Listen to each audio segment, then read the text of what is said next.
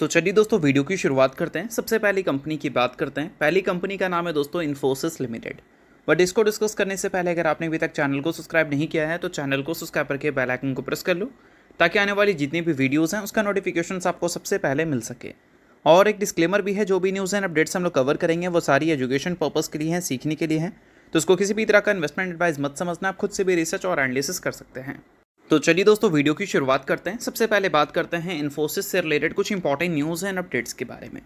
तो दोस्तों इन्फोसिस की अगर हम बात करें तो आज के दिन ये कंपनी की परफॉर्मेंस हमें अच्छी देखने को मिल रही थी, बट वो परफॉर्मेंस को कंपनी ने सस्टेन नहीं किया। बट आज के दिन निफ्टी आईटी की परफॉर्मेंस को अगर हम देखें तो निफ्टी आईटी हमें 0.31% की तेज़ी ज़रूर दिखाती हुई दिख रही है। 10 में से 7 आईटी कंपनीज आज के दिन हमें पॉजिटिव दिख रही है और सिर्फ 3 आईटी कंपनी हमें नेगेटिव दिख रही है। और निफ्टी आईटी का परफॉर्मेंस अभी 0.31% अपसाइड है ना, ये कुछ टाइम पहले 0.5% से ज़्यादा था, क्योंकि maximum IT companies like Infosys, TCS जैसी कंपनीज का परफॉर्मेंस, विप्रो कंपनी का परफॉर्मेंस अच्छा आज हमें देखने को मिल रहा था। 2% से ज़्यादा की तेज़ी दिख रही थी। अब इन्फोसिस की बात करें, विप्रो की बात करें, टीसीएस की बात करें, ये सारी कंपनी में तेज़ी क्यों है? तो इसके पीछे का सबसे बड़ा कारण है फेडरल रिजर्व। फेडरल रिजर्व आप सभी को पता है, जब रेट कट्स या रेट हाइक्स करता है तो उसका इनडायरेक्ट इम्पैक्ट हमारी आईटी कंपनीज में दिखता है और डायरेक्ट इम्पैक्ट यूएस के बैंक्स में दिखता है। सो अब दोस्तों वीडियो में आगे बढ़ने से पहले बात कर लेते हैं सेबी रजिस्टर्ड टेलीग्राम चैनल के बारे में, जिसको आप ज्वाइन कर लो। लिंक इसका डिस्क्रिप्शन में दिख जाएगा। ज्वाइन करने का सबसे बड़ा बेनिफिट ये है कि जिस हिसाब से मार्केट में अप्स एंड डाउन दिख रहा है, ऐसे टाइम पे हर दूसरी कंपनी के एनालिसिस बहुत ज़्यादा इंपॉर्टेंट है। तो यहाँ पर आपको सभी कंपनी के टेक्निकल्स को एनालिसिस कर अपडेट होता हुआ देखने को मिल जाता है, जो कि हर किसी के लिए काफ़ी ज़्यादा यूज़फुल है। और इसके लिए आप चैनल को ज्वाइन कर फ्री में आप चेकआउट भी कर सकते हैं इन कंपनी के प्रॉपर टेक्निकल्स, जिससे आपको आइडिया लगेगा कि अभी इन कंपनी में क्या चल रहा है। तो without wasting any time, link description में है, लिंक की तरफ जाकर चैनल को फ्री में ज्वाइन कर लो। और यूएस के फेडरल रिजर्व के जो मीटिंग्स के आउटकम है उसमें एक कॉमेंट्री हमें दिखी है, और वो कॉमेंट्री ये बताता है कि यूएस के फेडरल रिजर्व इन्फ्लेशन को स्टॉप करने के लिए बिल्कुल भी हेजिटेट नहीं करेगा। इसका सिंपल सा मतलब ये है कि अगर इन्फ्लेशन को कम करने के लिए उनको रेट हाइक्स अगर करना पड़े तो वो बिल्कुल करेंगे। इन्फ्लेशन को बढ़ाना है तो फिर रेट को कट कर दो, और इन्फ्लेशन को अगर घटाना है तो रेट हाइक करना पड़ेगा। और इन्फ्लेशन को घटाने के लिए जब रेट हाइक किया जाता है तो वहाँ पर इकोनॉमी में भी एक स्लो डाउन हमें देखने को मिलती है। बट फिर भी उनका कहना ये है कि बॉन्ड मार्केट अभी भी डाउट क्रिएट कर रहा है। ठीक है, देखो, रेट कट जब होता है ना तो इक्विटी मार्केट अच्छा करता है, और जब रेट हाइक होता है तो बॉन्ड मार्केट अच्छा करने लगता है। तो ये चीज़ें आपको समझ होनी चाहिए।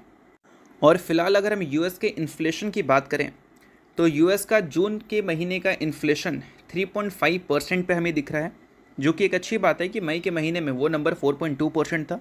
तो 4.2% से गिरकर 3.5% पे आ चुका है। अगर इन्फ्लेशन आने वाले कल में भी यूएस का गिरता है तो फिर चीज़ें अच्छी रह सकती हैं हमारी आईटी कंपनीज़ के लिए, क्योंकि फेडरल रिजर्व हो सकता है कि आगे भी अपने रेट को अनचेंज ही रखे या फिर रेट कट्स करते भी नजर आए। बट इसका मतलब बिल्कुल ये मत समझना कि जुलाई के महीने में इन्फ्लेशन नहीं बढ़ सकता, जुलाई के महीने में भी बढ़ सकता है। इसका सबसे बड़ा कारण ये है कि यूएस और ईरान के बीच में जो टेंशन है वो वापस से बढ़ गई है। वापस से क्रूड ऑयल के प्राइसेस में तेज़ी देखने को मिल रही है, और ऑयल के प्राइसेस में तेज़ी डायरेक्टली इम्पैक्ट डालता है इन्फ्लेशन में। और जुलाई के महीने में अगर इन्फ्लेशन ऊपर जाता है तो बिल्कुल इससे हैरानी वाली बात नहीं होगी। तो ये चीज़ें आपको पता होनी चाहिए। तो फिलहाल रेट अनचेंज रखा है उन्होंने, ये एक अच्छी बात है। बट जो कमेंट्री है वो कमेंट्री उतनी भी ज़्यादा इंप्रेसिव सुनने को नहीं मिल रही हैं अगर हम आईटी कंपनीज़ के हिसाब से देखें तो। ठीक है, अब इसके अलावा अगली कंपनी की बात कर लेते हैं। तो अगली कंपनी का नाम है दोस्तों बीएससी लिमिटेड। बट बीएससी को डिस्कस करने से पहले अगर आपने अभी तक सेबी रजिस्टर्ड रिसर्च एनालिस्ट के टेलीग्राम चैनल को ज्वाइन नहीं किया है तो उसको जाकर आप ज्वाइन कर लो। बीएससी, इन्फोसिस, इन सारी कंपनी के टेक्निकल्स प्रॉपर एनालिसिस के साथ वहाँ पर देखने को मिल जाएंगे आपको। इसको आप चेकआउट कर समझ सकते हैं कि आने वाले कल में क्या एक्सपेक्ट किया जा सकता है। तो अगर आप इन कंपनी के शेयर होल्डर हैं तो लिंक आपको डिस्क्रिप्शन में दिख जाएगा, लिंक के थ्रू जाकर चैनल को बिल्कुल फ्री में ही ज्वाइन कर लेना। तो चलिए दोस्तों अब बात कर लेते हैं बीएससी के बारे में। तो आप सभी को पता है बीएससी का जो हालिया परफॉर्मेंस है वो कुछ खास अच्छा हमें देखने को नहीं मिल रहा है। और हाल ही में बीएससी से रिलेटेड एक ज़बरदस्त खबर हमें सुनने को मिली थी। खबर ये था भाई कि बीएससी ने गेन किया है जुलाई के महीने में प्रीमियम सेगमेंट के मार्केट शेयर को, और वो मार्केट शेयर इनका रिकॉर्ड हाई पे भी जा चुका है। अगर आप देखोगे जून के महीने से कंपेयर कर तो जून के महीने में 22.2% का मार्केट शेयर था इनका, प्रीमियम टर्नओवर में, अगर हम इक्विटी ऑप्शन प्रीमियम टर्नओवर की बात करें तो जुलाई के महीने में वो नंबर 23.2% तक जा चुका है। बट ये जो डेटा है ये जुलाई के स्टार्टिंग वीक का था, पहले वीक का, ठीक है। और अब जो डेटा हमें दिख रही हैं वो डेटा भले आपको ब्रोकरेज हाउस की तरफ से या फिर कोई एनालिस्ट की तरफ से आर्टिकल के ज़रिए देखने को नहीं मिलेगा, बट जो टर्नओवर्स हम देख रहे हैं उस टर्नओवर्स को देखकर साफ साफ ये समझ आ रहा है कि पहला वीक और आखिरी वीक दोनों उल्टा है। पहला वीक में बीएसई की डोमिनेंस दिखी है, बट आखिरी वीक में एनएससी की डोमिनेंस हमें दिखी है। इक्विटी डेरिवेटिव टर्नओवर्स अगर आप देखोगे उसमें खासकर नोशनल टर्नओवर को अगर हम देख रहे हैं एवरेज डेली, तो वो हमें 215 लाख करोड़ का दिखता है, ये बीएसई का है। और ये जुलाई के पहले महीने में ये नंबर जो है वो 2.5 लाख करोड़ के ऊपर था, सॉरी 2.5 नहीं, 250 लाख करोड़ के ऊपर था। बट अभी देखोगे तो 215 लाख करोड़ का दिखेगा।